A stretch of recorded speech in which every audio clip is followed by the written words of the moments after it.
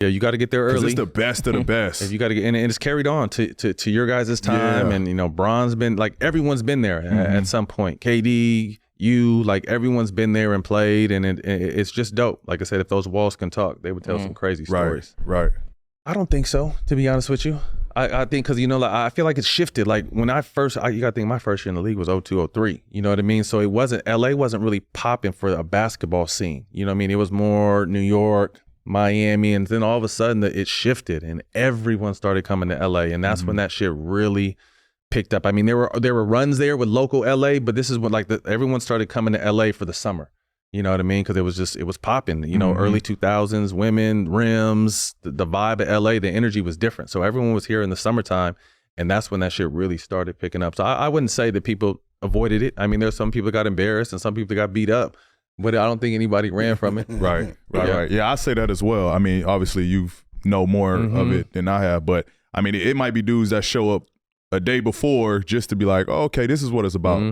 The next day they suited up. Like, I gotta be a part of this. They want to come check it out. Yeah, for real. Nah, it is, and I feel like nobody misses at that motherfucker. Like, it's crazy. Everybody is locked in. You might get your ass bust, but everybody be locked in. And there's 3 courts, and you stay on the loser court 2 or 3 games in a row, and no one's watching your game, and the competition level goes down. And it's bullshit. Yeah. You gotta stay on the number 1 or the number 2 court. Right. That third court's don't mess with that.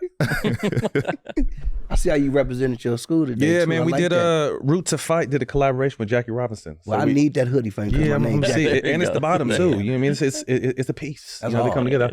I'll see if I know somebody that owes somebody that knows somebody. Yeah, so I'm gonna see if I tell can him get that you one. Jackie want the Jackie Robinson. Yeah, that's what I want to say.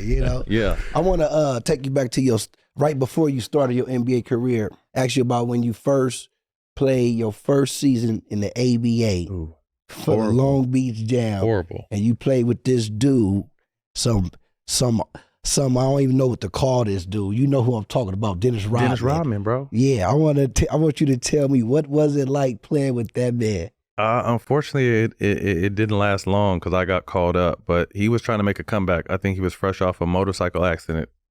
Correct me if I'm wrong, but I think that's what it was. But we were together for like 3 weeks, and he would come to practice with an entourage and flip-flops and his bulldogs and just super, super cool. Didn't really talk a ton. Like I would try to go out of my way to but I wasn't nobody at that point, you know what I mean? So I wasn't really trying to do too much, but it was cool, man. I wish I would have got to play with them longer, but luckily I got a call up to the league, to the Clippers, and kind of was off, but it was dope. Super cool, helped where he needed to help, but, just was kind of to himself. I mean, you got to think this dude is a 5-time champion, I think, at that point, if I'm not mistaken. You know what I mean? And he's down here in the slums. We was going to Juarez, Mexico to play games. You know what I mean? Like it was the grind. And to me, to kind of fast forward through my career and be able to make it out of what I made it out of and play, 15 years of basketball, it made me appreciate everything, bro. Like, first of all, I feel like I'm better than where I'm at right now, but it just made the entire journey that much sweeter because I know where I wasn't, they think, oh, you get drafted. I got drafted and cut. And that shit is real, you know what I mean? So how do you pick yourself back up and get on your marathon and get back to the league? And that's what I did. Wow. Matt, I got to ask you, just because they know that my dad coached me in Paul in high school, but when I was probably 10 or 11 years old, the Pumps used to coach or put together an exhibition team that would play college basketball teams. They don't do that anymore. No. But I believe on that team. Ed O'Bannon. One of the O'Bannon brothers, Matt was on the team. I was like 10 or 11. They all had these big headphones. I told my dad, like, bro, I need some headphones, bro. So I'd be in the bus. They played up at Fresno State. I remember driving up. I'd sit on the bench and just watch these guys play. But when was that? Was that after? Well, this was before.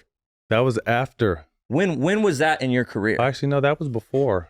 That was right when I got cut from Cleveland. Before I went to the G League. Okay. And then the other thing. Yeah. So it was early on. I had to ask you. I'm like, where was that in your career? Yeah, no, Pops was cool, man. I got a chance to meet him back then, and then randomly my fiance finds his church maybe, and she's like, there's an amazing pastor, and one day she was watching him because she couldn't make it. I'm not